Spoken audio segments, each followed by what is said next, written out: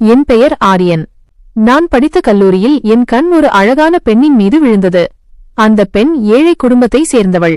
அவளது அழகு என்னை மிகவும் கவர்ந்ததால் அவளை பார்த்ததும் என் எண்ணம் தவறான வழியில் சென்றது. எப்படியாவது அந்த பெண்ணை நான் பயன்படுத்திக் கொள்ள வேண்டும். நான் பலமுறை அவளுடன் நட்பு கொள்ள முயன்றேன். ஆனால் அவள் தவறானவள் அல்ல. மிகவும் ஒழுக்கமான குடும்பத்தை சேர்ந்தவள். அவள் பையன்களுடன் பழகுவது எப்படி என்று தெரியாதவள். மேலும் இந்த கல்லூரிக்கு அவள் தேவையற்ற வேலைகளுக்காக அல்லாமல் படிக்கும் நோக்கத்துடனேயே வந்திருந்தாள். அவள் தன் எதிர்காலத்தை உருவாக்க விரும்பினாள். ஆனால் நான் ஒரு பணக்கார குடும்பத்தின் கெட்டுப்போன மகன். நானும் அவளுக்கு பின்னால் விடாப்பிடியாக போனேன். அவளை பயன்படுத்தாமல் விடமாட்டேன் என்று முடிவு செய்தேன். நான் மெதுவாக அவளை என் பேச்சுக்குள் கொண்டுவர முயற்சித்தேன். நான் அவளுடன் பேச முயற்சித்தேன். நட்பை வளர்க்க முயற்சித்தேன். ஆனால் அவள் என்னை புறக்கணித்தாள். ஒருநாள் எனக்கு கோபம் வந்து அவளை வலுக்கட்டாயமாக கல்லூரி வகுப்பறைக்கு இழுத்துச் சென்றேன். அங்கே நான் அவளுடன் வன்முறையாக நடந்து கொள்ள ஆரம்பித்தேன். அவள் என் முகத்தில் ஒரு பலமான அறை விட்டாள். இனிமேல் என்னிடம் இப்படி நடந்து கொள்ளாதே. மீண்டும் இப்படி செய்ய முயற்சித்தால் நான் போலீசில் புகார் கொடுத்து உன்னை கல்லூரியிலிருந்தும் நீக்கச் செய்துவிடுவேன் என்று சொன்னாள். அவள் சொன்னதை கேட்டு எனக்கு மிகுந்த கோபம் வந்தது. அன்றிலிருந்தே அந்த பெண்ணிடம் பழிவாங்க வேண்டும் என்று தீர்மானித்தேன்.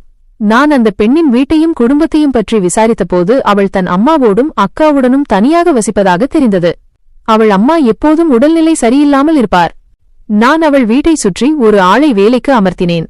அவன் அவள் என்ன செய்கிறாள், எங்கே செல்கிறாள், எப்போது வீட்டில் தனியாக இருக்கிறாள் என்பதை கவனிக்க வேண்டும். ஒரு நாள் என்னிடம் சொன்னான், ஐயா, அந்த பெண் இப்போது வீட்டில் தனியாக இருக்கிறாள்.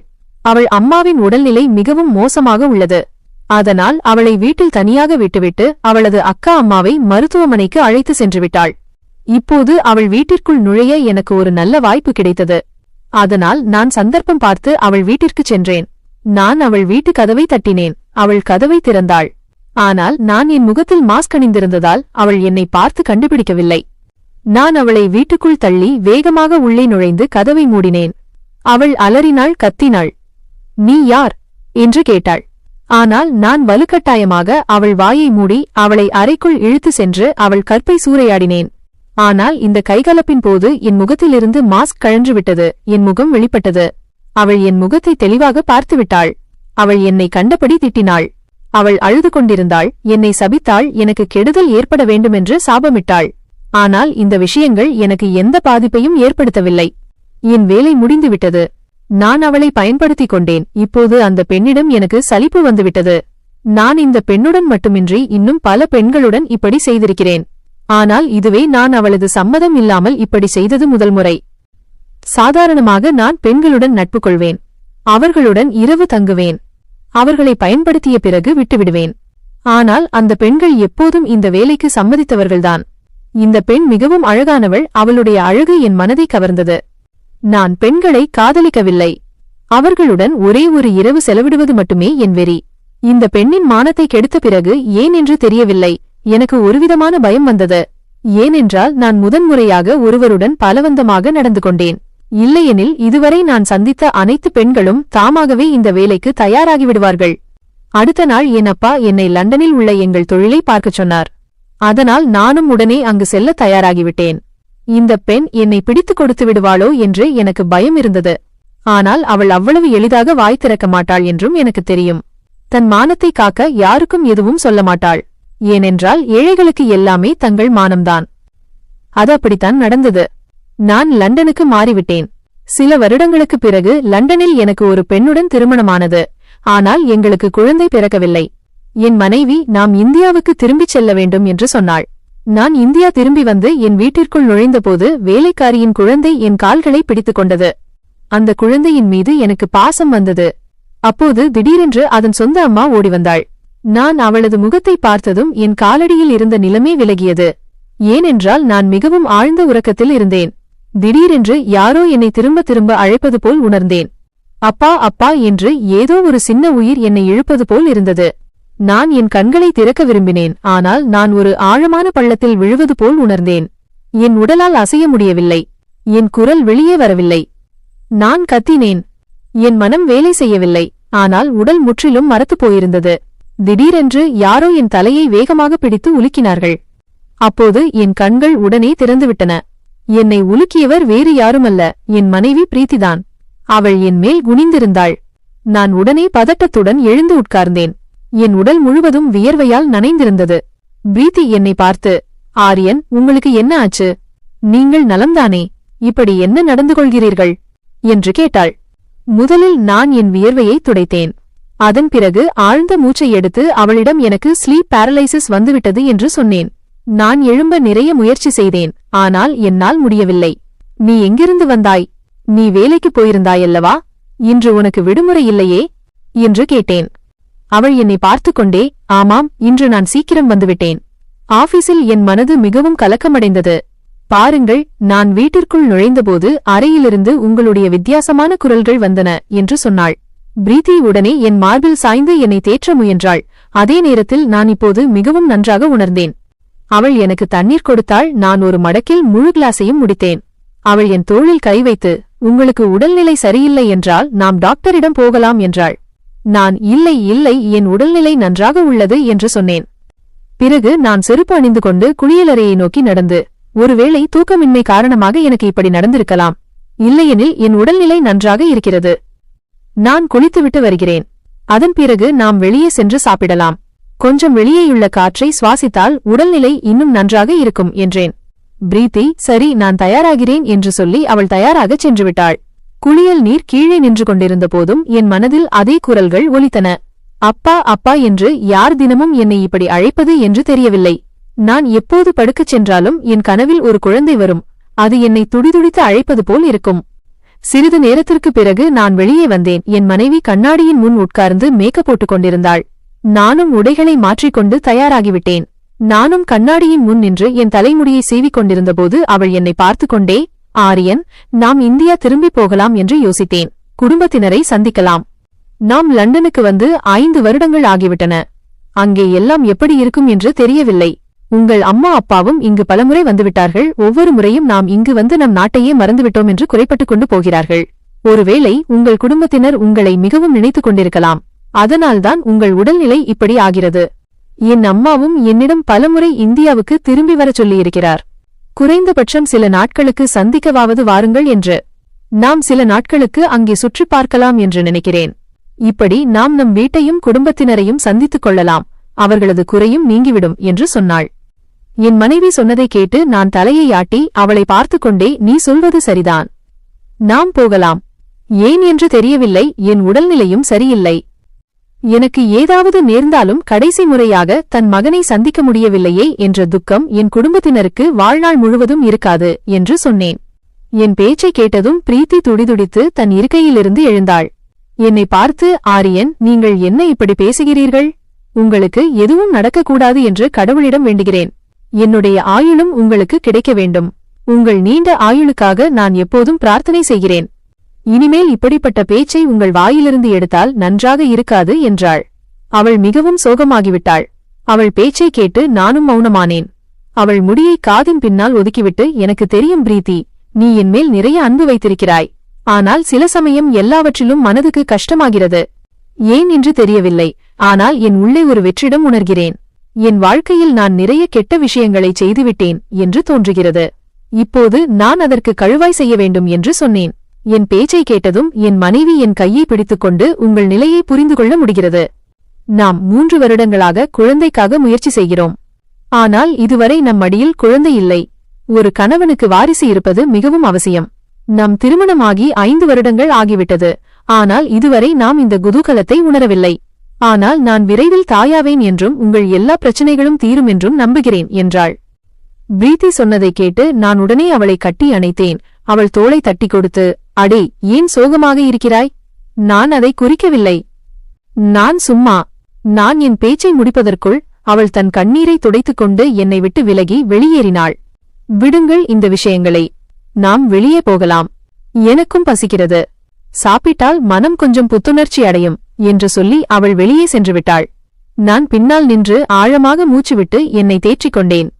என் திருமணமாகி 5 வருடங்கள் ஆகிவிட்டது. நான் லண்டனுக்கு வந்த சிறிது காலத்திலேயே பிரீத்தியின் குடும்பமும் இங்கு வந்தது. அவர்கள் என் குடும்பத்தை நன்றாக அறிந்தவர்கள். ஏனென்றால் அவர்களும் நான் வசித்த அதே இந்திய நகரத்தை சேர்ந்தவர்கள். எங்கள் நிறுவனத்தின் ஒரு நிகழ்ச்சியில் பிரீத்தியின் பெற்றோரும் என் பெற்றோரும் சந்தித்தார்கள். அதன் பிறகு எங்கள் பெற்றோர்கள் நாங்கள் இருவருக்கும் திருமணத்தை நிச்சயம் செய்தார்கள். பிரீத்தியின் அப்பாவும் வணிகத் தொடர்பாக இங்கே வந்து போய்க் கொண்டிருந்தார். நான் ஏற்கனவே என் வேலைக்காக இங்கே இருந்தேன். அதனால்தான் என் குடும்பத்தினர் இங்கே வந்து என் திருமணத்தை செய்து வைத்தார்கள்.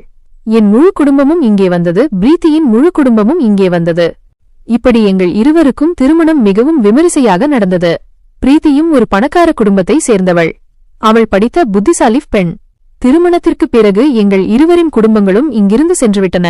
நாங்கள் இருவரும் மட்டுமே இங்கே இருந்தோம். அவள் என் வீட்டை பொறுப்பேற்றுக் கொண்டாள். வீட்டு வேலைகளோடு அவள் வேலைக்கும் சென்றாள். நான் அவளிடம் பலமுறை நீ வேலை செய்யாதே, நீ ஓய்வெடு என்று சொன்னேன். ஆனால் வேலை செய்வது அவளது விருப்பம். ஏனென்றால் எனக்கும் சொந்தமாக தொழில் இருந்தது. அவள் நினைத்திருந்தால் என் நிறுவனத்தின் உரிமையாளராக ஆகியிருக்கலாம். மேலும் அவளது தந்தையின் தொழிலும் லண்டனில் இருந்தது. அவள் நினைத்திருந்தால் தன் அப்பாவின் நிறுவனத்தையும் கவனித்திருக்கலாம். ஆனால் அவள் வேலை செய்ய வேண்டும் என்ற தன் விருப்பத்தை நிறைவேற்ற விரும்பினாள். அதனால்தான் அவள் லண்டனில் தங்கி வேறு நிறுவனத்தில் வேலை செய்து தன் விருப்பத்தை நிறைவேற்றிக் கொண்டிருந்தாள். நான் அவளை இந்த வேலைக்காக தடுக்கவும் செய்தேன். அப்போது அவள் என் விருப்பத்தை நான் நிறைவேற்ற வேண்டும் என்று சொன்னாள்.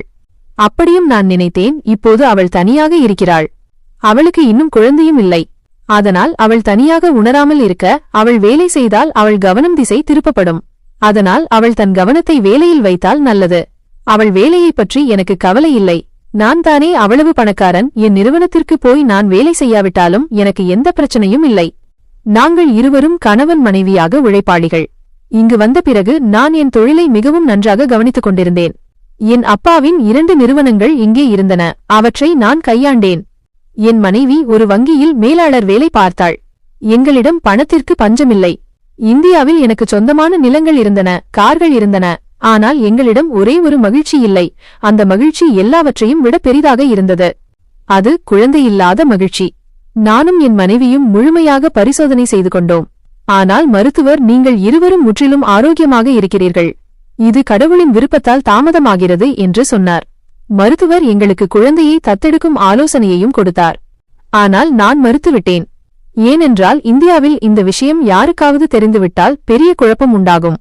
நாங்கள் பரம்பரையாக பணக்காரர்கள். எங்களுக்கு ஏராளமான சொத்து இருந்தது. எங்கள் குடும்பத்தின் குழந்தைகள் தத்தெடுக்கப்பட்டால் எங்கள் ஆண்மை மீது கேள்வி எழுப்புவதைத் தவிர வேறு எதுவும் நடக்காது. அதனால் நான் இந்த முடிவை எடுக்க முடியவில்லை. இருப்பினும் என் மனைவி என்னிடம் பலமுறை நாம் ஒரு குழந்தையை தத்தெடுத்து இது நம்முடைய குழந்தை என்று இந்தியாவில் காட்டலாம் என்று சொன்னாள். ஆனால் நான் ஒப்புக்கொள்ளவில்லை. என் மனம் இந்த விஷயங்களுக்கு சற்றும் தயாராகவில்லை. எங்கோ என் மனதில் என் சொந்த ரத்தம் இந்த உலகிற்கு வரவேண்டும் என்ற ஆசை இருந்தது. ஆனால் கடவுள் எதை நினைக்கிறாரோ அதற்கு முன் எல்லா மனிதர்களும் ஹெல்ப்லெஸ் ஆகிவிடுகிறார்கள் என்று சொல்வார்களே. நான் தயாராகி வெளியே வந்தபோது அவள் கார் பார்க்கிங் வரை சென்றுவிட்டாள். நான் லிஃப்ட் மூலம் பார்க்கிங்கிற்கு சென்றபோது என் கண் திடீரென்று எதிரே சென்றது. என் மனைவி ஒரு பெண்ணுடன் நின்று அழுது கொண்டிருந்தாள். நான் கலக்கமடைந்து அவள் பக்கம் நடந்தேன். நான் எதையாவது சொல்வதற்குள் அவள் வேகமாக தன் கண்ணீரை துடைத்துவிட்டாள். அதே சமயம் அந்த பெண் எனக்கு ஹலோ சொல்லிவிட்டு சென்றுவிட்டாள். நான் என் மனைவியின் மீது கவனம் செலுத்த ஆரம்பித்தேன். அவளை பார்த்து, என்ன ஆச்சு, ஏன் அழுகிறாய் என்று கேட்டேன். அவள் தலையை இல்லை என்று ஆட்டிவிட்டு, நீங்கள் நாளைக்கே இந்தியாவுக்கு டிக்கெட் போடுங்கள், நாம் இந்தியா திரும்பிப் போகிறோம், நான் இங்கே இருக்க விரும்பவில்லை, என் உடல்நிலை சரியில்லை என்றாள். அவள் பேச்சை கேட்டு நான் உடனே நாம் டாக்டரிடம் போகலாம், உனக்கு என்ன ஆச்சு என்று கேட்டேன். அவள், நான் உங்களிடம் சொன்னதை மட்டும் செய்யுங்கள், நாம் இனி இங்கே தங்க மாட்டோம், நான் இந்தியா செல்ல வேண்டும் என்றாள். என்று சொல்லி அவள் காரில் ஏறி உட்கார்ந்து விட்டாள். ஆனால் நான் இப்போது கலக்கமடைந்தேன். குழப்பத்துடன் ஓட்டுநர் இருக்கையில் உட்கார்ந்தேன். அவள் ஜன்னலை நோக்கி தன் முகத்தை திருப்பிக் கொண்டாள். என் வார்த்தைகளுக்காக எனக்கு வெட்கமாக இருந்தது. நான் என் மனைவியிடம் குழந்தை பற்றி ஏன் பேசினேன்? தேவையில்லாமல் அவள் சோகமாகிவிட்டாள். ஆனால் விஷயம் வேறொன்றாக இருந்தது. சிறிது நேரம் கழித்து அவள் என்னை பார்த்து, நாம் அங்கு சென்று எல்லாவற்றுக்கும் உண்மையை கூறிவிடுவோம் என்றாள். நான் ஆச்சரியத்துடன் அவளை பார்த்தேன். நான் எதையாவது சொல்வதற்குள் அவள், பொய்யை மறைப்பது நமக்கே அழிவையும் நஷ்டத்தையும் தான் கொடுக்கும், நாம் எல்லாவற்றுக்கும் உண்மையைச் சொன்னால் எனக்கும் உங்களுக்கும் எளிதாகிவிடும், நாம் மிகவும் எளிதாக ஒரு குழந்தையை தத்தெடுத்து நம் புதிய வாழ்க்கையை தொடங்கலாம், எப்படியும் நாம் நிரந்தரமாக இந்தியா செல்லவில்லை, சில காலம் அங்கே இருப்போம், அவர்களது மனதை கவர்ந்து நம் கருத்தை சொல்லிவிட்டு திரும்பி வந்துவிடுவோம், இங்கே ஆயிரக்கணக்கான குழந்தைகள் தத்தெடுப்புக்காக கிடைக்கலாம் என்றாள். என் மனைவியின் பேச்சை கேட்டு நான், நீ எந்த உண்மையைப் பற்றி பேசுகிறாய்? நீ இந்தியா சென்று என்ன சொல்ல விரும்புகிறாய்? நாம் ஒரு குழந்தையை தத்தெடுக்கிறோம் என்றால் இந்த விஷயத்தை நாம் இங்கேயும் போனில் பேசலாமே, இந்தியா சென்று இதை பற்றி பேச வேண்டிய அவசியம் என்ன? என்று கேட்டேன். என் பேச்சை கேட்டதும் அவள் சில நிமிடங்கள் மௌனமாக என்னை பார்த்தாள். பிறகு என்னிடமிருந்து பார்வையை திருப்பி, நான் இப்போது உங்களிடம் எதுவும் சொல்ல முடியாது. நான் இந்தியா செல்ல வேண்டும். நான் சொல்லிவிட்டேன் அல்லவா? இனி என் பேச்சை நான் திரும்ப திரும்பச் சொல்ல மாட்டேன். இதுதான் கடைசி முடிவு என்றாள். அவள் பேச்சை கேட்டு ஏன் என்று தெரியவில்லை. எனக்கு ஏதோ குழப்பம் நடக்கிறது என்று புரிந்தது. நான் என் கையை நீட்டி அவளது கையை பிடித்தேன். பிரீத்தி, உன் மனதில் ஏதாவது இருந்தால் என்னிடம் பகிர்ந்து கொள். நாம் இருவரும் சேர்ந்து இந்த பிரச்சனைக்கு தீர்வு காண்போம். இந்தியா சென்று திடீரென்று நாம் ஒரு குழந்தையை தத்தெடுக்கிறோம் என்று அறிவிப்பது நமக்கு ஆபத்தாக இருக்கலாம். குடும்பச் சொத்திலிருந்து நான் விலக்கப்படலாம். வேறு திருமணம் செய்ய என் மீது அழுத்தம் கொடுக்கப்படலாம். என் வீட்டின் பழக்கவழக்கங்கள் உனக்கு இன்னும் தெரியாது என்று சொன்னேன். என் பேச்சை கேட்டதும் என் மனைவி, நான் உங்களிடம் சொன்னதை மட்டும் செய்யுங்கள். நான் உங்கள் மனைவி, உங்கள் வாழ்க்கை துணைவி. நாம் இருவரும் ஒரு முடிவில் நம்பியிருக்கவில்லை என்றால் நம் வாழ்க்கை எப்படி போகும் என்றாள். அவள் மிகவும் கோபமாகிவிட்டாள். அவளது முகம் சிவந்து போனது. நான் உடனே என் தலையை அசைத்தேன். திடீரென்று என் மனதில் என்ன எண்ணம் வந்தது என்று சொன்னேன். நான் உடனே என்னை தேற்றிக் கொண்டேன். நேராக உணவகத்தை நோக்கி பயணம் செய்தேன். பழைய காலத்தில் ஏதோ நடந்திருந்தது. அந்த முகத்தை நான் நினைத்துக்கூட பார்க்க விரும்பவில்லை. அந்த விஷயத்தைப் பற்றி பிரீத்திக்கு தெரிந்தால் அவள் என் வாழ்க்கையை அழித்து விடுவாள். நான் உடனே என் எல்லா எண்ணங்களையும் உதறித் தள்ளினேன். உணவகத்திற்கு அருகில் சென்று காரை நிறுத்தினேன். நாங்கள் இருவரும் உள்ளே நுழைந்தபோது வாயிற்காவலர் எங்களை வணங்கினார். நாங்கள் அமைதியாக ஒரு மேஜையில் சென்று உட்கார்ந்தோம். சிறிது நேரத்திற்குப் பிறகு பணியாளர் மெனுவுடன் வந்தார். நான் மெனுவை பார்த்து ஆர்டர் கொடுத்தேன். என் மனைவி மிகவும் சோகமாக இருந்தாள். அவளுக்கு என்ன நடந்தது, அவள் அந்த பெண்ணின் முன் ஏன் அழுது கொண்டிருந்தாள் என்று எனக்கு புரியவில்லை. ஒருமுறை அவளிடம் கேட்கலாம் என்று தோன்றியது. ஆனால் நான் அமைதியாக இருந்தேன். லண்டனுக்கு வந்த பிறகு நான் சில விஷயங்களை கற்றுக்கொண்டேன். ஒன்று, மற்றவர் வாழ்க்கையில் அதிகமாக தலையிடுவது மற்றவர்களின் தனிப்பட்ட வாழ்க்கையை தொந்தரவு செய்வதற்கு சமம். எப்படியிருந்தாலும் நாங்கள் இருவரும் கணவன் மனைவியாக இருந்தாலும் சில வரம்புகள் எப்போதும் மனிதர்களிடையே இருக்க வேண்டும். ஒவ்வொருவருக்கும் தனிப்பட்ட இடம் உண்டு. நாம் அவளது வாழ்க்கையில் தலையிட்டால் அவள் நம்மை சலிப்படையச் செய்வாள். அதனால்தான் நான் அந்த பெண்ணின் விஷயத்தை முற்றிலும் புறக்கணித்தேன். என் கையை நீட்டி என் மனைவியின் கையை பிடித்தேன். அவள் என்னையே பார்த்து கொண்டிருந்தாள். அவள் வீங்கிய கண்களை பார்த்து, பிரீத்தி, நீ கவலைப்படாதே. குழந்தை இருப்பது அல்லது இல்லாதது இதில் உன்னுடையதோ அல்லது என்னுடையதோ எந்த குற்றமும் இல்லை. இதில் நம்மிருவருக்கும் சம்பந்தமில்லை. இது எல்லாமே கடவுளின் பக்கத்திலிருந்து வருகிறது. நாம் இந்தியர்கள் இந்த விஷயங்களை புரிந்து கொள்வோம். இந்த லண்டன் மருத்துவர்கள் பைத்தியக்காரர்கள். அவர்களுக்கு ஒன்றும் தெரியாது. இப்போது நாம் நாளை அல்லது மறுநாள் இந்தியா செல்கிறோம். நான் அங்கே உனக்கு ஒரு நல்ல சிறப்பு மருத்துவரை காட்டுவேன். அல்லது நீ அம்மாவுடன் ஒரு பாபாவிடம் செல்லலாம். லண்டன் போன்ற இடத்தில் உட்கார்ந்து நான் ஒரு விசித்திரமான விஷயத்தை பேசுகிறேன் என்று எனக்கு தெரியும். ஆனால் பாருங்கள், சிலருக்கு இதன் மீது உறுதியான நம்பிக்கை உள்ளது. இந்த உறுதியான நம்பிக்கையாலேயே பல பெண்கள் கர்ப்பமாகிவிடுகிறார்கள். கதையின் முதல் பகுதி. நான் பேசியதை கேட்டு அவள் எந்த பதிலும் சொல்லவில்லை. அவள் தலையை தாழ்த்தி மெல்லிய குரலில் சொன்னாள், நான் அங்கு சென்று உண்மையை சொல்ல வேண்டும். என்னால் இனிமேலும் உண்மையை மறைக்க முடியாது. எனக்கு அவ்வளவு தைரியமில்லை. இதை சொன்னவுடனே அவள் தன் கையை என்னிடமிருந்து விடுவித்துக் கொண்டாள். அவள் பேசியதைக் கேட்டு எனக்கு அதிர்ச்சியாக இருந்தது. திடீரென்று அவளுக்கு என்ன ஆகிவிட்டது?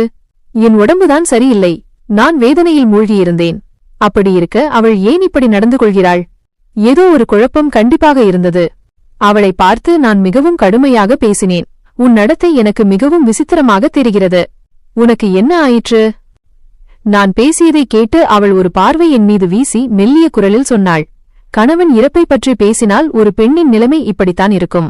நான் இப்போதும் அமைதியாக இருந்தால் விதவை என்ற முத்திரை என் மீது குத்தப்படும் நாள் வெகு தூரத்தில் இல்லை. நான் அப்படி விரும்பவில்லை. என் வாழ்நாள் முழுவதையும் நான் உங்களுடன் கழிக்க விரும்புகிறேன். அதற்காகத்தான் நான் கொஞ்சம் தைரியம் கொள்ள வேண்டும். அதன் பிறகு எல்லாம் சரியாகிவிடும். அவள் பேசியதைக் கேட்டு எனக்கு இப்போது ஒரு பலமான அதிர்ச்சி ஏற்பட்டது. அவள் குழந்தை இல்லாததால் இவ்வளவு கவலைப்படவில்லை. மாறாக நான் சொன்ன ஒரு வார்த்தைதான் அவளை இவ்வளவு வேதனைப்படுத்தியிருந்தது. அவளை பார்த்து நான் சொன்னேன், அட பைத்தியக்காரி, நான் சும்மாத்தான் அப்படி சொன்னேன். என் மனது பாரமாக இருந்தது. ஒருவேளை என் அன்புக்குரியவர்களின் நினைவு வந்திருக்கலாம். நாம் இந்தியா போவோம், அவர்களுடன் பழகுவோம், பேசுவோம். அப்போது மிகவும் நன்றாக உணர்வேன். உன் மனதை காயப்படுத்த வேண்டும் என்று நான் அந்த வார்த்தையைச் சொல்லவில்லை. அது திடீரென என் வாயில் இருந்து வந்துவிட்டது. என்னை மன்னித்துவிடு. நான் உன்னை மிகவும் நேசிக்கிறேன் பிரீத்தி. உனக்கு சிறிதளவு துன்பம் என்றால் கூட என் இதயம் துடித்து விடுகிறது. தயவு செய்து இப்படி வருத்தப்படாதே. சாதாரணமாக இரு, இந்த இடத்தை உணரு. நான் பேசியதை கேட்டு அவள் லேசாக சிரித்தாள். என் கையை தட்டியபடி சொன்னாள், நான் சொல்கிறேன்ல, நான் இந்தியா சென்று உங்கள் அனைவருக்கும் மகிழ்ச்சியை கொடுப்பேன். உங்கள் எல்லா பிரச்சினைகளையும் தீர்த்து விடுவேன். உங்கள் மனதில் உள்ள பாரத்தை போக்கிவிடுவேன். உங்களுக்கு ஓர் உலகை கொண்டு செல்வேன். அங்கு மகிழ்ச்சியும் மன அமைதியும் மட்டுமே இருக்கும். நீங்கள் இந்தியாவிற்கான டிக்கெட்டை மட்டும் புக் செய்யுங்கள். நாங்கள் வருவதை வீட்டில் உள்ளவர்களிடம் சொல்ல வேண்டாம். அவர்களுக்கு ஆச்சரியம் சர்ப்ரைஸ் கொடுப்போம். அவள் பேசியதை கேட்டு நான் லேசாகச் சிரித்தேன். மீண்டும் வெயிட்டரிடம் சீக்கிரம் மெனு கொண்டு வரச் சொல்லி உத்தரவிட்டேன். கதையின் 2ஆம் பகுதி. சிறிது நேரத்திற்குப் பிறகு எங்கள் உணவு பரிமாறப்பட்டது. உணவு வயிற்றுக்குள் செல்லச் செல்ல பிரீத்தியின் மனநிலையும் மேம்பட்டு கொண்டே வந்தது. அவள் மனநிலை குறைந்தபட்சம் கொஞ்சம் மேம்பட்டது என்று நான் மனதிற்குள் நிம்மதி பெருமூச்சு விட்டேன். நாங்கள் அங்கு சுமார் 1.5 மணி நேரம் இருந்தோம். பிறகு அங்கிருந்து பூங்காவிற்குச் சென்றோம். சிறிது நேரம் நடந்ததால் உடம்பு மிகவும் நன்றாக இருப்பதாக உணர்ந்தேன். பிரீத்தி சிறிய குழந்தைகளை பெரிய ஆசையுடன் பார்த்து கொண்டிருந்தாள். அவளுடைய துயரத்தை வெளிப்படுத்த வேண்டும் என்ற நோக்கம் எனக்கு இல்லை. ஆனால் அறியாமலேயே நான் அவளுக்கு துயரத்தை ஏற்படுத்தியிருந்தேன். சிறிது நேரத்திற்குப் பிறகு நாங்கள் வீட்டிற்கு புறப்பட்டோம். வீட்டிற்கு வந்ததும் நான் இந்தியாவிற்கான விமான டிக்கெட்டை பதிவு செய்தேன்.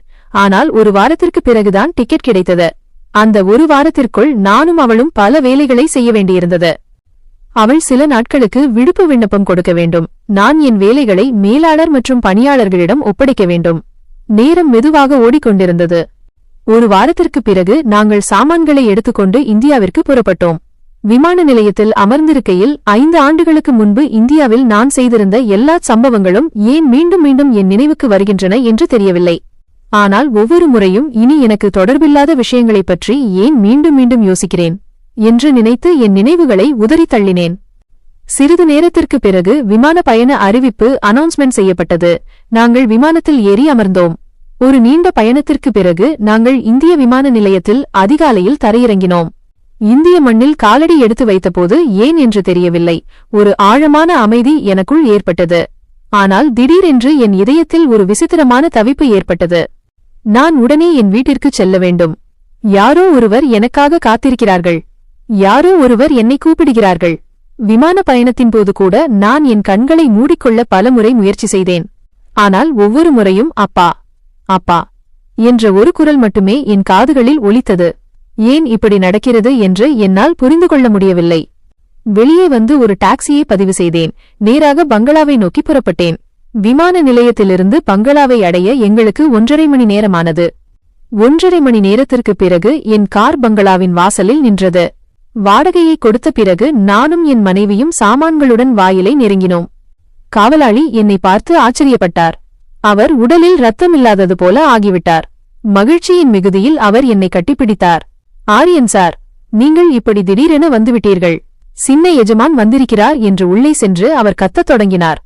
நான் என் மனைவியுடன் உள்ளே சென்றேன். என் மனைவியின் முகத்திலும் புன்னகை பரவியது.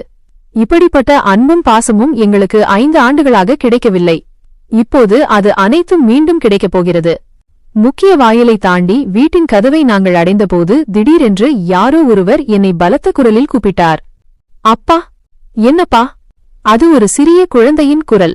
என் மனைவி கூட அந்த குரலைக் கேட்டு திடீரென திரும்பினாள். ஒரு குண்டான அழகான குழந்தை என் கால்களை சுற்றி வந்து மகிழ்ச்சியுடன் பேசத் தொடங்கியது. நான் வந்ததால் அந்த குழந்தைக்குத்தான் மிகவும் மகிழ்ச்சி ஏற்பட்டது போல. என் அப்பா வந்துவிட்டார், என் அப்பா வந்துவிட்டார், என்னை கோதுமையில் தூக்குங்கள் அப்பா என்று அதன் சிறிய கைகளை என் பக்கம் நீட்டியபடி மிகவும் அப்பாவியாக கேட்டது. நான் 5 ஆண்டுகளாக குழந்தைக்கு ஏங்கிக் கொண்டிருந்தேன். அந்த குழந்தையை பார்த்தவுடனே என் இதயம் திடீரென ஆசைப்பட்டது. அது என்னை பாப்பா என்று அழைத்த விதம் என் மனதை நிரப்பியது. நான் எதுவும் பேசாமல் அந்த குழந்தையை கோதுமையில் தூக்கினேன். என் மனைவி திடீரென 2 அடி பின்னால் சென்றாள். ஆனால் என் கவனம் இந்த குழந்தையின் மீதுதான் இருந்தது. என் மனைவியை பார்க்கவே இல்லை. நான் அந்த குழந்தையின் கன்னத்தில் முத்தமிட்டு உடனே கேட்டேன், மகனே, உன் பெயர் என்ன? நீ யார்? நான் இன்னும் ஏதாவது சொல்வதற்குள் எங்கள் வீட்டில் வேலை செய்யும் பழைய மாசிஜி வேலைக்கார பெண் என்னிடம் வந்தார். என்னை பார்த்தவுடனே முதலில் அவர் மகிழ்ச்சியை வெளிப்படுத்தினார். பிறகு அந்த குழந்தையை கோதுமையில் எடுத்துக்கொண்டே சொன்னார், மன்னிக்கவும் எஜமான், இந்த குழந்தை விவரம் தெரியாதது. யாரை வேண்டுமானாலும் தன் அப்பா என்று சொல்லிவிடும். இது புதிய வேலைக்காரி ஆகான்ஷாவின் மகன். அவள் 2 மாதங்களுக்கு முன்புதான் இங்கே வேலைக்கு வந்தாள். இந்த பெயரை கேட்டவுடன் ஏன் என்று தெரியவில்லை, ஒரு கணம் என் இதயம் பலமாக துடித்தது. நான் இந்த குழந்தையை உற்று பார்த்தேன். ஏன் என்று தெரியவில்லை, அதன் முகம் யாரோ ஒருவரை ஒத்திருப்பது போல எனக்கு தோன்றியது. நான் உடனே என் பார்வையை திருப்பினேன். நான் வந்த செய்தி வீடு முழுவதும் பரவியது. அனைவரும் முக்கிய வாயிலை நோக்கி வந்தனர். நான் உடனே என் கவனத்தை அந்த குழந்தையிடமிருந்து விலக்கி என் மனைவி பக்கம் திருப்பினேன். அவள் ஒரு ஓரமாக நின்று கலங்கிய கண்களுடன் அந்த குழந்தையை பார்த்துக் கொண்டிருந்தாள். மாசிஜி அந்த குழந்தையை மீண்டும் வேலைக்காரர்கள் குடியிருப்பிற்கு சர்வன்ட் குவார்ட்டர்ஸ் கொண்டு சென்றார். நான் ஏதாவது சொல்வதற்கோ அல்லது என் மனைவி பக்கம் போவதற்கோ முன் என் அம்மா திடீரென்று வந்து என்னை கட்டிப்பிடித்தார். நான் எல்லாவற்றையும் மறந்து இப்போது என் குடும்பத்துடன் மூழ்கியிருந்தேன். என் அம்மா, அப்பா, அண்ணா, தாத்தா, பாட்டி அனைவரும் என்னை பார்த்து மிகவும் மகிழ்ச்சியடைந்தனர். ஆனால் பிரீத்தியின் நிலைமை மிகவும் விசித்திரமாக இருந்தது. அவள் எல்லோரையும் கைகுலுக்கி மட்டுமே வாழ்த்தினாள். என் அம்மாவும் அண்ணியின் மனைவிமார்களும் அவளை கட்டிப்பிடிக்க முயன்றனர். ஆனால் அவள்தானே பின்வாங்கிவிட்டாள். அவளுடைய இந்த பாணி எனக்கு மிகவும் சங்கடமாக இருந்தது. ஆனால் நான் எதுவும் பேசவில்லை. ஒருவேளை பயணக்களைப்பு இருக்கலாம், அதனால்தான் அவள் இப்படி நடந்து கொள்கிறாள் என்று நினைத்தேன். கதையின் 3ஆம் பகுதி. அனைவரும் எங்களை சாப்பாட்டு அறைக்கு டைனிங் ரூம் அழைத்து சென்றனர். வீட்டில் உள்ள அனைவரும் மிகவும் மகிழ்ச்சியடைந்தனர். மீண்டும் மீண்டும் எங்கள் உடல்நலம் பற்றி கேட்டுக்கொண்டிருந்தனர். பங்களாவின் அமைப்பு நக்ஷா முன்பு போலவே இருந்தது. ஆனால் தளபாடங்களில் பர்னிச்சர் நிறைய மாற்றங்கள் இருந்தன. என் அம்மா என்னை பார்த்துச் சொன்னார், மகனே, என் அன்புக்குரிய மகன் 5 ஆண்டுகளுக்குப் பிறகு வீட்டிற்கு திரும்பி வந்துவிட்டான் என்பதை என்னால் நம்பவே முடியவில்லை. நீ வீட்டிற்கு வருவதை ஒருமுறை கூட எங்களுக்கு தெரிவிக்கவில்லை. நீ சொல்லியிருந்தால் உனக்கு எவ்வளவு நல்ல ஏற்பாடுகளை செய்திருப்போம். உன்னை விமான நிலையத்திலிருந்து அழைத்து வர வந்திருப்போம். உன் வருகையின் மகிழ்ச்சியில் சில விருந்தினர்களை கூட அழைத்திருப்போம். நீ எங்களுக்கு தெரிவிக்காதது மிகவும் தவறான விஷயம். நான் சிரித்துக்கொண்டே சொன்னேன், பரவாயில்லையம்மா. உங்கள் அனைவரையும் சந்திக்க நான் மிகவும் ஆவலுடன் இருந்தேன். அதனால் நான் வருகிறேன் என்பதை உங்கள் யாருக்கும் சொல்ல விரும்பவில்லை. உங்களின் இந்த மகிழ்ச்சியான மற்றும் ஆச்சரியம் நிறைந்த முகங்களை பார்க்க நான் விரும்பினேன். நான் சொல்லியிருந்தால் இப்போது நான் பார்க்கும் இந்த மகிழ்ச்சியை உங்கள் முகங்களில் பார்த்திருக்க முடியாது. நாங்க இருவரும் உங்களுக்கு ஆச்சரியம் கொடுக்க விரும்பினோம். அதனால்தான் திடீரென வந்துவிட்டோம். நான் சொன்னதை கேட்டு அனைவரும் சிரித்தனர். என் அம்மா பிரீத்தியை பார்த்துச் சொன்னார், ரொம்ப நல்ல விஷயம் செய்தாய் மகளே. மருமகளையும் கூட அழைத்து வந்திருக்கிறாய். எப்படியும் இவள் முதன்முறையாக தன் மாமியார் வீட்டிற்கு வந்திருக்கிறாள். இப்போது ஒரு வேலை செய்யுங்கள். நீங்கள் இருவரும் கொஞ்சம் ஓய்வெடுங்கள். உடையை மாற்றிக்கொள்ளுங்கள். அதன் பிறகு அனைவரும் சேர்ந்து உணவு சாப்பிடுவோம். மருமகள் மிகவும் சோர்வாக இருப்பது போல் தெரிகிறது. என் அம்மா அவளுடைய சிவந்த கண்களை பார்த்துச் சொன்னார். நானும் பிரீத்தியை உற்று பார்த்தேன். விமானத்திலும் அவள் மிகவும் அமைதியாக இருந்தாள். இப்போது வீட்டில் உள்ளவர்களை சந்தித்த போதும் அவள் எனக்கு மகிழ்ச்சியாக தெரியவில்லை. இங்கு வர அவள்தான் பிடிவாதம் செய்தாள். இப்போது இங்கு வந்தபோது அவள் முகத்தில் உள்ள மகிழ்ச்சி எங்கோ தொலைந்துவிட்டது போல. பங்களாவின் பெரிய வாயிலில் கூட அவள் முகம் மலர்ந்திருந்தது. ஒருவேளை அந்த குழந்தை அவளை அப்பா என்று அழைத்தது அவளுக்கு மிகவும் விசித்திரமாகவும் வேதனை அளிப்பதாகவும் இருந்திருக்கலாம். என் அம்மா சொன்னார். அவள் திடீரென்று தன் இடத்திலிருந்து எழுந்து என்னை பார்த்துச் சொன்னாள், ஆம், நான் மிகவும் சோர்வாக இருக்கிறேன். நான் ஓய்வெடுக்க வேண்டும். என் உடம்பு சரியாக இல்லை என்று எனக்கு தோன்றுகிறது. ஓய்வெடுத்தால் உடல்நலம் சரியாகிவிடும். என்னை அறைக்கு அழைத்துச் செல்லுங்கள் என்று சொல்லிவிட்டு அவள் முன்னோக்கி நடந்தாள். நான் அனைவருக்கும் சைகை செய்துவிட்டு அவளுடன் அறைக்குச் சென்றேன். நாங்கள் இருவரும் அறைக்குள் நுழைந்தவுடனே நான் அவளுடைய கையை பிடித்து சொன்னேன், என்னவாயிற்று பிரீத்தி? ஏன் இவ்வளவு அமைதியாக இருக்கிறாய்? அவள் தலையை இல்லை என்று அசைத்து அமைதியாக படுக்கையில் அமர்ந்தாள். அவளுடைய இந்த கடுகடுப்பான பாணி என் புரிதலுக்கு அப்பாற்பட்டதாக இருந்தது. என் அறை இன்றும் 5 ஆண்டுகளுக்கு முன்பு இருந்ததைப் போலவே சுத்தமாக இருந்தது. என் அம்மா ஒவ்வொரு வாரமும் என் அறையை சுத்தம் செய்யச் சொல்வார். அவர்களுடைய கருணையால் இன்று இந்த அறை வசிப்பதற்கு ஏற்றதாக இருந்தது. நானும் அமைதியாக குளித்துவிட்டு வர குளியலறைக்குள் வாஷ்ரூம் சென்றேன். வெளியே வந்தபோது பிரீத்தி எங்கும் இல்லை. திடீரென்று இந்த பெண் எங்கே மறைந்துவிட்டாள் என்று எனக்கு ஆச்சரியமாக இருந்தது. இப்பதானே அவள் நான் ஓய்வெடுப்பேன் என்று சொன்னாள். இப்போது ஏன் அறையில் இல்லை? நான் கீழே சென்று அவளை கண்டுபிடிக்க எண்ணினேன். ஏனென்றால் விமானப் பயணத்திற்குப் பிறகு அவள் உடல் நலம் பொதுவாக மிகவும் மோசமாகிவிடும். அவள் சரியாக தூங்கவில்லை என்றால் அவளுக்கு தலைவலி வந்து கொண்டே இருக்கும். நான் கதவை நோக்கி நடந்து கொண்டிருந்தபோது அறைக்கதவு திறந்தது. பிரீத்தி உள்ளே நுழைந்தாள். அதை பார்த்து நான் அதிர்ச்சியடைந்தேன். அவளுடைய கோதுமையில் வாசலில் என்னை பாப்பா என்று அழைத்த அந்த குண்டான குழந்தை இருந்தது. நான் என் மனைவியிடம் ஏதாவது சொல்ல முயற்சி செய்வதற்கு முன் அவள் அந்த குழந்தையை என் கோதுமையில் வைத்துவிட்டுச் சொன்னாள், எவ்வளவு அழகான குழந்தை இது! இதன் முகம் உங்களை எவ்வளவு ஒத்திருக்கிறது இல்லையா? நான் அந்த குழந்தையை உற்று பார்த்தேன். அந்த குழந்தையின் முகம் என்னுடன் மிகவும் ஒத்திருந்தது என்பது உண்மைதான். மேலும் இன்னொரு மனிதர் இருந்தார். அவரை குறிப்பிடுவதைக் கூட நான் ஒரு பெரிய பாவம் என்று நினைத்தேன். நான் இல்லை என்று தலையை அசைத்துச் சொன்னேன். இல்லை இல்லை, அப்படி எதுவும் இல்லை. இது ஏன் என்னுடன் ஒத்திருக்க வேண்டும்? எனக்கு இதை தெரியாது. நான் இதை ஒருபோதும் பார்த்ததில்லை. இன்றுதான் முதல் முறையாக சந்திக்கிறேன். இது என் குழந்தை இல்லையே. அதுவுமில்லாமல் குழந்தைகள் விவரம் தெரியாதவர்கள். இதற்கும் சுமார் 4 வயது இருக்கும்.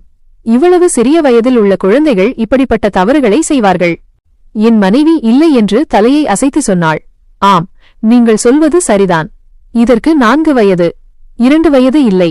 இந்த வயதில் உள்ள குழந்தைகள் கொஞ்சம் புத்திசாலிகளாக இருப்பார்கள்.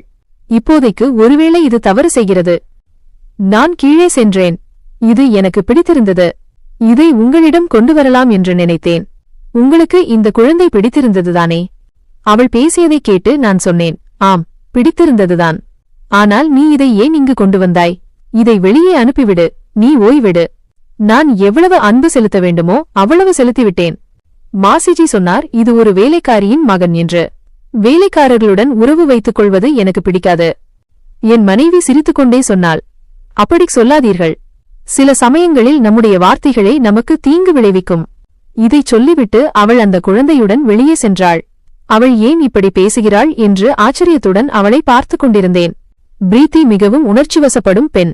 சில சமயம் அவளுடைய பேச்சு மிகவும் மகிழ்ச்சியை ஏற்படுத்தும், சில சமயம் மிகவும் சோகத்தை ஏற்படுத்தும், சில சமயம் ஒருவரை குழப்பமடைய செய்யும். இப்போதும் அவள் என்னை குழப்பத்தில் ஆழ்த்திவிட்டுச் சென்றாள். சுமார் 10 நிமிடங்களுக்குப் பிறகு அவள் திரும்பி வந்தாள். எதுவும் சொல்லாமல் குளியலறைக்குள் சென்றாள்.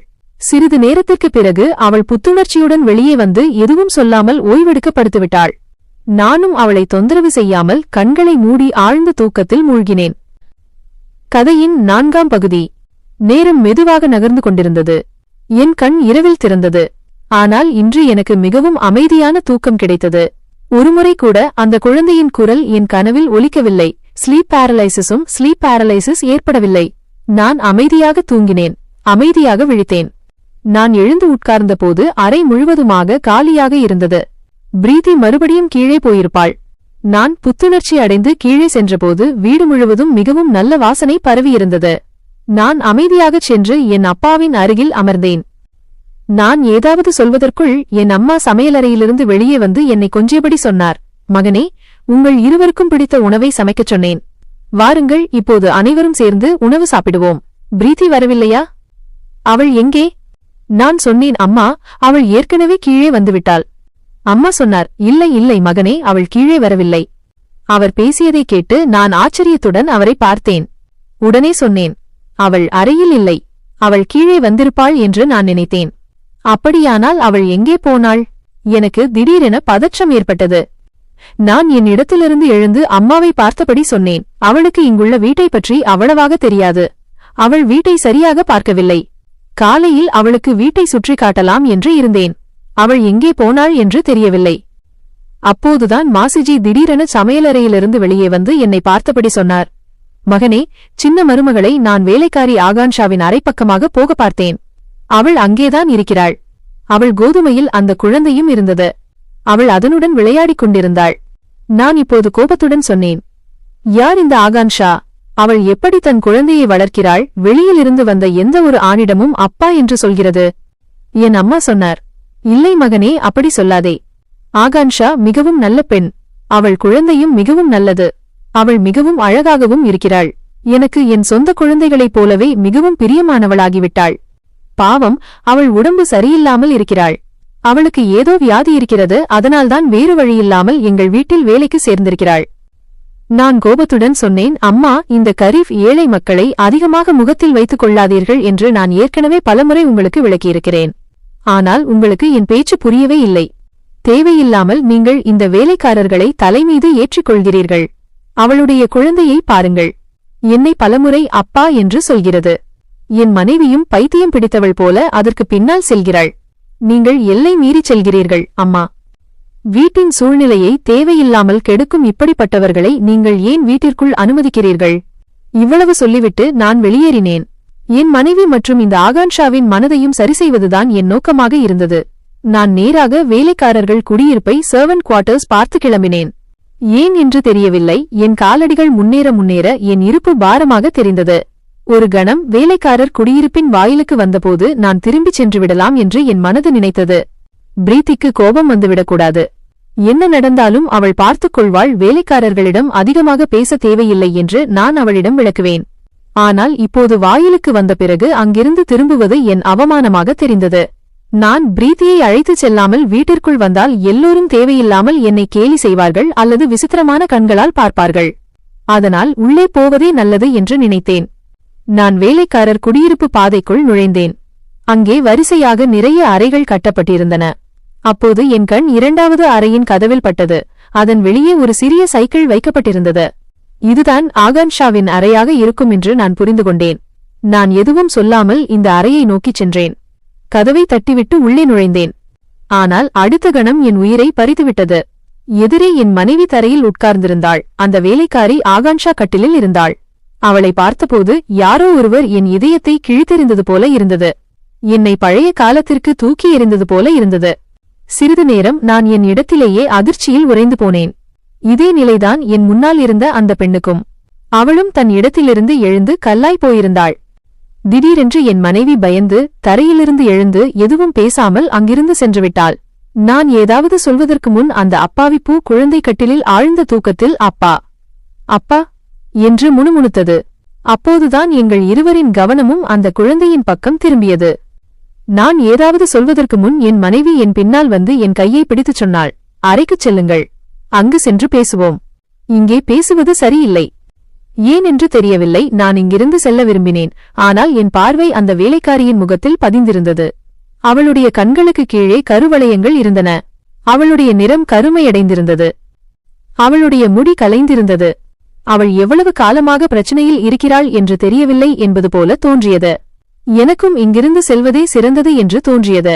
அதனால் நான் ஆம் என்று தலையை அசைத்து பிரீத்தியுடன் வேலைக்காரர் குடியிருப்பு பாதையிலிருந்து வெளியே வந்து நேராக பங்களாவிற்குள் வந்தேன். உணவு ஏற்பாடுகள் செய்யப்பட்டு டைனிங் டேபிளில் உணவு வைக்கப்பட்டிருந்தது. அம்மா எங்களை சாப்பிட அழைத்தார். ஆனால் நான் எதுவும் பேசாமல் நேராக என் அறைக்குச் சென்றேன். பிரீத்தி பேசிய விதத்திலிருந்து இந்த பெண்ணை பற்றி பிரீத்திக்கு நிறைய தெரியும் என்பது தெளிவாக தெரிந்தது. ஏனென்றால் அவள் சாதாரண பெண் அல்ல, அவள் என் கடந்த காலத்தின் ஒரு பெரிய உண்மை. நான் அறைக்குள் நுழைந்தபோது பிரீத்தி சோஃபாவில் உட்கார்ந்து அழத் தொடங்கினாள். சிறிது நேரம் என் நிலையும் அப்படித்தான் இருந்தது. நான் ஒவ்வொரு நாளும் நினைத்து துடித்த பாவம், என்னை துன்பத்தில் ஆழ்த்திய பாவம் வேறு எங்கோ இல்லை, என் சொந்த வீட்டிலேயே இருந்தது. நான் ஏதோ யோசித்துக்கொண்டு பிரீத்தியின் அருகில் அமர்ந்தேன். நான் ஏதாவது சொல்வதற்கு முன் அவள் ஓங்கி அழத் தொடங்கினாள். அல்லது மீண்டும் அழும் எண்ணம் மட்டும்தான் இருக்கிறதா? இதையெல்லாம் செய்யத்தான் நீ என்னை ஏன் இங்கு இந்தியாவுக்கு அழைத்து வந்தாய்? என் பெற்றோரிடம் நீ என்ன உண்மையைச் சொல்ல வேண்டும்? இந்த சிறுமியை உனக்கு தெரியும் என்று நான் நினைக்கிறேன். அதனால் என்ன விஷயம் என்று தயவு செய்து என்னிடம் சொல். என் பேச்சை கேட்டதும் அவள் திடீரென்று முழு பலத்துடன் என் முகத்தில் ஓங்கி அறைந்தாள். என் சட்டையை பிடித்துக்கொண்டு, உனக்கு என்ன தோன்றுகிறது? எனக்கு ஒருபோதும் உண்மை தெரிய வராது என்று நினைக்கிறாயா? நீ எவ்வளவு கெட்டவன் என்று எனக்கு எல்லாம் தெரிந்துவிட்டது. உன் காதலில் நான் குருடாகி ஒரு பெண்ணின் வாழ்க்கையை உன் காரணமாக அழித்துவிட்டேன். அதற்கான தண்டனைதான் எனக்கு கிடைக்கிறது. என் வீட்டில் குழந்தை பிறக்கவில்லை. அவள் பேச்சை கேட்டு நான் ஆச்சரியத்துடன் அவளை பார்த்தேன். வாழ்க்கையை அழித்தது அவள் அல்ல, நான் தான் அழித்தேன். அப்படியிருக்க அவள் ஏன் இந்த குற்றச்சாட்டை தன்மீது சுமத்திக் கொள்கிறாள்? அவள் ஏதாவது சொல்வதற்கு முன் நான் பேச ஆரம்பித்தேன். ஆகாங்ஷாவுக்கு தீங்கு செய்தவன் நான். ஆகாங்ஷாவுக்கு பாவம் செய்தவன் நான். நீ ஏன் அந்த பாவத்தை உன் மீது சுமக்கிறாய்? அவள் என் பேச்சை கேட்டு சில கணங்கள் மௌனமாக இருந்தாள். பிறகு, நீ ஆகாங்ஷாவின் மதிப்பை கெடுத்துவிட்டு அவளை விட்டுவிட்டு லண்டனுக்குச் சென்றபோது விதி அவளை என்னிடம் கொண்டு வந்தது. அவளுக்கு உடல்நிலை சரியில்லாமல் இருந்தது. அடுத்த நாள் அவளுடைய தாயும் சகோதரியும் அவளை மருத்துவமனையில் அனுமதித்தார்கள். நான் அங்கே இருந்தேன். அவர்கள் மிகவும் ஏழைகள். நானும் லண்டனுக்கு புறப்பட வேண்டியிருந்தது. என் உடல்நிலை சரியில்லை. அதனால் நான் மருத்துவரை சந்திக்க சென்றேன். ஆனால் அந்த காட்சியை பார்த்ததும் என் கண்களில் கண்ணீர் வந்தது. ஒரு பெண்ணின் மதிப்புடன் விளையாடப்பட்டிருந்தது. மருத்துவரும் அவளது தாயிடமும் சகோதரியிடமும் காவல்துறையில் புகார் செய்யச் சொன்னார். இது ஒரு போலீஸ் வழக்கு என்றார். ஆனால் அவளது தாயும் சகோதரியும் நல்லவர்கள். அவர்கள் அதை மறுத்தார்கள். ஆகாங்ஷாவுக்கு இப்படி செய்த அந்த மிருகத்தை தங்களுக்கு தெரியாது என்றும் ஆகாங்ஷா இப்போது எதுவும் சொல்லும் நிலையில் இல்லை என்றும் அவர்கள் கூறினர். மேலும் அவர்கள் தங்கள் மரியாதையை இழக்க விரும்பவில்லை. அதனால்தான் அவர்கள் அங்கே அவளுக்கு சிகிச்சை அளிக்க மட்டும் வந்திருந்தார்கள். இதையெல்லாம் நான் பார்த்தபோது அவர்கள் மீது இரக்கம் ஏற்பட்டது. அவர்கள் ஏழைகள். சிகிச்சைக்காக அவர்களிடம் பணம் கூட இல்லை. நான் ஆகாங்ஷாவின் சிகிச்சைக்காக பணம் கொடுத்தேன். பச்சாதாபத்தின் அடிப்படையில் அவர்களுக்கு உதவினேன். ஆனால் ஆகாங்ஷாவுக்கு தவறு செய்தவன் வேறு யாரும் அல்ல, என் கணவர் என்று எனக்கு தெரியாது. நான் மேலும் ஆகாங்ஷாவுக்கு உதவ முயன்றேன். நான் லண்டனுக்கு போவதால் என் ஒரு நண்பரிடம் ஆகாங்ஷாவின் வீட்டு முகவரியை கொடுத்து அவளால் முடிந்தவரை அவளுக்கு உதவச் சொன்னேன். என் நண்பர் ஆகாங்ஷாவை பற்றிய செய்திகளை எனக்கு கொடுப்பார். அவள் 2 மாதங்களுக்குப் பிறகு கர்ப்பமானாள் என்று அவர் என்னிடம் சொன்னார். நான் முயன்றேன் என் நண்பரிடம் அந்த சிசுவை கலைத்துவிடச் சொல்லும்படி ஆகாங்ஷாவிடம் சொல்லச் சொன்னேன். ஆனால் விதிக்கு வேறு சில ஏற்பாடுகள் இருந்தன. நாங்கள் இந்த தவறை செய்ய முயன்றால் இந்த பெண் இறந்து விடுவாள் என்று மருத்துவர் தெளிவாக மறுத்துவிட்டார். நான் பயந்து என் நண்பரிடம் இப்போது விலகிவிடுமாறு சொன்னேன். அதன் பிறகு நான் உங்களுடன் திருமண வாழ்க்கையில் மிகவும் பிஸியாகிவிட்டேன். ஆகாங்ஷாவை பற்றி எந்த விசாரணையும் செய்ய நான் முயற்சிக்கவில்லை. ஆனால் ஒரு நாள் என் நண்பி லண்டனில் என்னை பார்த்தபோது ஆகாங்ஷாவுக்கு தீங்கு செய்தவன் வேறு யாரும் இல்லை, அது நீதான் என்று என்னிடம் சொன்னபோது என் உணர்வு தளர்ந்தது. அவள் எனக்கு முழு உண்மையையும் சொன்னாள். ஏனென்றால் என் நண்பி ஆகாங்ஷாவுடன் தொடர்பில் இருந்தாள். என் பேச்சின் பேரில் ஒரு ஏழை பெண்ணாக அவளுக்கு உதவி செய்தாள். பிறகு ஆகாங்ஷாவுக்கு ஏதோ ஒரு பெரிய நோய் தாக்கியிருப்பதை அவள் தெரிந்து கொண்டாள். அவள் சிகிச்சை எடுத்து வருகிறாள். ஆனால் அவள் இன்னும் அதிக நாட்கள் உயிருடன் இருக்க மாட்டாள் என்று மருத்துவர் தெளிவாகச் சொல்லிவிட்டார். பிறகு என் நண்பிக்கும் திருமணமாகி அவளும் தன் திருமண வாழ்க்கையில் பிஸியாகிவிட்டாள். ஆகாங்ஷாவுக்கு உதவ யாருமில்லை, ஏனென்றால் அவளுடைய சகோதரிக்கு திருமணமாகிவிட்டது. அவளுடைய தாயும் இந்த உலகை விட்டு போய்விட்டார். அவள் தன் குழந்தையுடன் அலைந்து திரிந்தாள். அவளுக்கு உதவ யாருமில்லை. அதனால்தான் அவள் வீட்டு வேலை செய்ய முடிவு செய்தாள். விதி அவளை இழுத்து உன் வீட்டுக்கே கொண்டு வந்துவிட்டது பார். அவள் இங்கு வந்து நீ இந்த குடும்பத்தின் சின்ன மகன் என்று அறிந்தபோது அவள் எங்கோ உன் புகைப்படத்தை பார்த்தாள். தன் மதிப்பை கெடுத்த அந்த கெட்டவன் வீட்டிற்குள்தான் வந்துவிட்டாள் என்பதை அப்போது அவள் உணர்ந்தாள். அப்போது அவள் மிகவும் அழுதாள். இந்த வேலையிலிருந்து விலகவும் முயன்றாள். ஆனால் உன் அம்மா அவளுக்கு மிகுந்த மரியாதை கொடுத்தார், உதவினார். அதனால் அவள் இந்த வேலையை விட்டுவிட்டு எங்கும் போகாமல் இருப்பது சிறந்தது என்று நினைத்தாள். எப்படியும் நீ இந்த வீட்டில் தங்குவதில்லை அல்லவா? நீ லண்டனில்தானே இருக்கிறாய். அதனால் அவள் இங்கே மௌனமாக வேலை செய்வாள். இதன் மூலம் அவள் தன் சிகிச்சையையும் எடுத்துக்கொள்வாள், தன் மகனையும் கவனித்துக் கொள்வாள். ஏனென்றால் இங்கேயே தங்கவும் அவளுக்குச் சொல்லப்பட்டது. இப்படி அவள் தன் மகனுடன் மௌனமாக இங்கு வசித்து வந்தாள். ஒரு நாள் அவள் என் நண்பி வைஷாலியை சந்தித்தாள். என் பேச்சை கேட்டு அவள் ஒவ்வொரு முறையும் உதவி செய்வாள். இந்த முறை ஆகாங்ஷாவால் உண்மையை மறைக்க முடியவில்லை. அவள் அனைத்தையும் என் நண்பி வைஷாலியிடம் சொல்லிவிட்டாள். இந்த நாட்களில் என் நண்பி வைஷாலியும் தன் கணவருடன் லண்டனில் இருக்கிறாள். நான் அவளை சந்தித்தபோது என் மாமியார் வீட்டில் ஆகாங்ஷா இருக்கிறாள் என்றும் அவளுக்கு தீங்கு செய்தவன் வேறு யாருமில்லை, அது நீதான் என்றும் அவள் என்னிடம் எல்லாவற்றையும் சொன்னாள். உடனே என்னால் லண்டனில் ஒரு நிமிடம் கூட இருக்க முடியவில்லை. நான் இந்தியா சென்று ஆகாங்ஷாவையும் அவள் மகனையும் சந்திக்க வேண்டும், உன் உண்மையை அனைவரின் முன் கொண்டு வர வேண்டும் என்று முடிவு செய்தேன். நான் இவ்வளவு அன்பு காட்டிய அந்த பெண் என் கணவனின் கொடூரமான இலக்கு என்று எனக்கு தெரியாது. பிரீத்தியின் பேச்சை கேட்டு நான் முற்றிலும் மௌனமாகிவிட்டேன். பிரீத்தியிடம் எந்த தவறும் எனக்கு தெரியவில்லை. மிக பெரிய குற்றவாளி நான் தான். பிரீத்தி அவளை பாதுகாத்தாள். அவளுக்கு உண்மை என்னவென்று தெரியாது. உண்மை அவளுக்கு நீண்ட காலத்திற்கு பிறகுதான் தெரிந்தது. தெரிந்தபோது அவளால் தன்னை சமாதானப்படுத்திக் கொள்ள முடியவில்லை. என்னை இங்கு அழைத்து வந்தாள். என் மனைவியை குறை சொல்ல எனக்கு உரிமை இல்லை. கல்லூரியில் ஆகாங்ஷா என்னை தாக்கியது காரணமின்றி அல்ல, அது என் தவறுதான். நான் அவளை ஒரு பொம்மை என்று நினைத்து பயன்படுத்த விரும்பினேன். அவள் அதற்கு சம்மதிக்காத போது நான் வலுக்கட்டாயமாக அவளை பயன்படுத்தினேன். நான் ஆரம்பத்திலிருந்தே ஒரு பணக்கார தந்தையின் கெட்டுப்போன பிள்ளை. நான் முழு திட்டத்துடன் ஆகாங்ஷாவின் மரியாதையை கெடுத்தேன். பிறகு லண்டனுக்கு சென்ற பிறகு அவளை முற்றிலும் மறந்துவிட்டேன். ஆம், சில நேரங்களில் என் தவறுக்கு நான் வெட்கப்பட்டேன். அதனால்தான் லண்டன் சென்ற பிறகு என்னை திருத்திக் கொண்டேன். பிரீத்தியை மணந்த பிறகு என் மனதிலிருந்து தேவையற்ற விஷயங்கள் நீங்கிவிட்டன. நான் என் மனைவிக்கு உரியவனாக மாறிவிட்டேன். இன்று 5 வருடங்களுக்குப் பிறகு அவளை என் வீட்டிலேயே என் குழந்தையுடன் பார்த்ததும் நான் கல்லாகிவிட்டேன். யாரிடமிருந்து உண்மையை மறைக்க விரும்பினேனோ அவளை இந்த உண்மையில் சம்பந்தப்பட்டிருந்தாள். நான் நீண்ட நேரம் அங்கேயே உட்கார்ந்து பிறகு ஏதோ யோசித்து வேலைக்காரர்கள் பகுதிக்குச் சென்றேன். நான் இப்போது எல்லாவற்றையும் சரி செய்ய வேண்டியிருந்தது. ஒருவேளை அதற்காகத்தான் கடவுள் என்னை இந்தியாவுக்கு அனுப்பியிருக்கலாம். ஒவ்வொரு இரவும் என்னை அப்பா அப்பா என்று அழைத்த அந்த சின்ன குழந்தை இன்று என் கண்முன்னே இருந்தது. நான் மீண்டும் வேலைக்காரர்கள் பகுதிக்கு வந்து எதுவும் சொல்லாமல் ஆகாங்ஷாவின் காலடியில் விழுந்து கெஞ்சிக் கொண்டு அவளிடம் மன்னிப்பு கேட்க ஆரம்பித்தேன். கடவுள் எனக்கு மிக மோசமான தண்டனையை கொடுத்திருந்தார். நான் ஒரு பெண்ணின் வாழ்க்கையை அழித்துவிட்டேன். அதனால் கடவுள் என்னையும் அழித்துவிட்டார். நான் ஆகாங்ஷாவின் கால்களை தொட்டபோது அவள் உடனடியாக பின்வாங்கினாள். நான் தலைகுனிந்து, ஆகாங்ஷா, என்னை மன்னித்துவிடு. நான் வருத்தத்தின் ஆழத்தில் விழுந்துவிட்டேன். என் வீட்டில் ஏன் குழந்தை பிறக்கவில்லை என்று எனக்கு புரிந்தது. உன் வாழ்க்கையை அழித்து நான் எந்த சமாதானமும் அடையவில்லை, ஆனால் என் வாழ்நாள் முழுவதும் துன்பப்பட்டேன். நான் 5 வருடங்கள் எவ்வளவு வேதனையில் கழித்தேன் என்று உனக்கு தெரியாது. ஒவ்வொரு நாளும் என் கனவுகளில் என் குழந்தை வந்தது. என்னை மன்னித்துவிடு. ஆனால் அவள் என்னை திட்டினாள் மற்றும் உங்கள் காரணமாக நான் எங்கும் சேரவில்லை. ஒரு நோய் என்னை பாதித்துவிட்டது. நான் அதிக நாட்கள் வாழ மாட்டேன். என் குழந்தையை வளர்க்கவும் முடியாது என்று சொன்னாள். அவளுக்கு புற்றுநோய் இருந்தது. அது மிகவும் முற்றியிருந்தது. அவள் ஆரியன். நாங்கள் ஏழைகள். எங்களுக்கு எங்கள் மதிப்புதான் எல்லாம். நானும் ஒரு தாயின் மதிப்புமிக்க மகள். ஆனால் இன்று ஒரு வேலைக்காரியாக இருக்கிறேன். எனக்கு யாரும் துணை இல்லை. இதற்கெல்லாம் நீதான் காரணம் என்றாள். நான் அவளை காப்பாற்றுவேன். உனக்கு சிகிச்சை அளிப்பேன். என் மகனுக்கு என் பெயரை வழங்குவேன் என்று அவளிடம் வாக்குறுதி அளித்தேன். நான் உனக்கு என் மனைவியின் அந்தஸ்தை கொடுப்பேன். நீ மகனை பற்றி கவலைப்பட வேண்டியதில்லை. நான் வந்துவிட்டேன். என் கைகளால் நான் அழித்த அனைத்தையும் என் கைகளாலேயே சரியாக செய்வேன். ஆனால் அவள் இப்போது அப்படி எதுவும் நடக்காது என்றாள். நான் இல்லை, அப்படிச் சொல்லாதே. நான் உன்னை என்னுடன் லண்டனுக்கு அழைத்துச் செல்கிறேன். அங்கே உனக்கு சிகிச்சை அளிக்கிறேன் என்றேன். அவள் இல்லை, நான் இறக்கவே விரும்புகிறேன், ஆனால் உங்களுடன் வரமாட்டேன் என்றாள். அவள் இந்த உறுதியான முடிவை எடுத்துவிட்டாள். என்னால் என் தவறுகளை மேலும் மறைக்க முடியவில்லை. அதனால் நான் ஆகாங்ஷாவையும் குழந்தையையும் மாளிகைக்குள் அழைத்து வந்து என் குடும்பத்தினர் அனைவரிடமும் முழு உண்மையைச் சொன்னேன். என் குடும்பத்தினர் அனைவரும் திகைத்து போனார்கள். அம்மா விம்மி விம்மி அழுதார். அப்பாவுக்கும் மிகவும் கோபம் வந்தது. இன்று உண்மையை அறிந்ததும் என் இதயம் வலித்தது. ஆனால் நான் இந்த குழந்தையை இனி அனாதையாக விடமாட்டேன், என் பெயரை வழங்குவேன் என்று சொன்னபோது அனைவரும் ஆச்சரியப்பட்டார்கள்.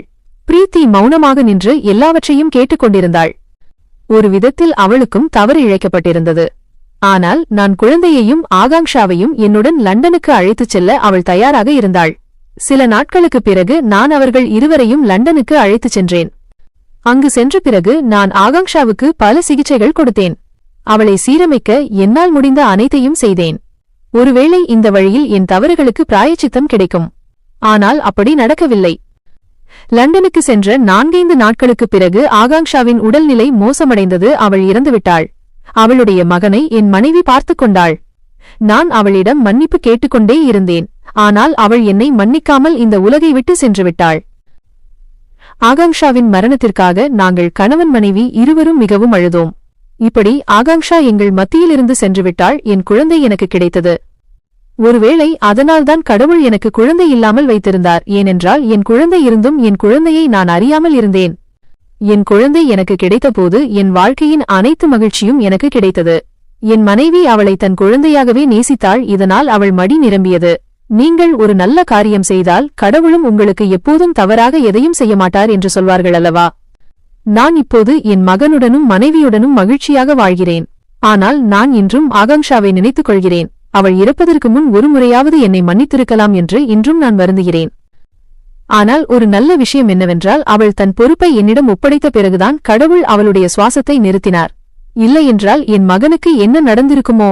என் மகன் தெரு தெருவாக சுற்றித் திரிந்திருந்தால் ஒருவேளை என் வாழ்க்கையின் பாவங்கள் இன்னும் அதிகரித்திருக்கும். நண்பர்களே, எங்கள் கதை உங்களுக்கு பிடித்திருக்கும் என்று நம்புகிறேன். கதை பிடித்திருந்தால் வீடியோவை லைக் செய்யுங்கள். சேனலில் புதியவர்கள் என்றால் சேனலுக்கு சந்தா செய்யுங்கள். மேலும் அடுத்த அறிவிப்பு முதலில் உங்களுக்கு கிடைக்க அறிவிப்பு பெல்லை அழுத்த மறக்காதீர்கள்.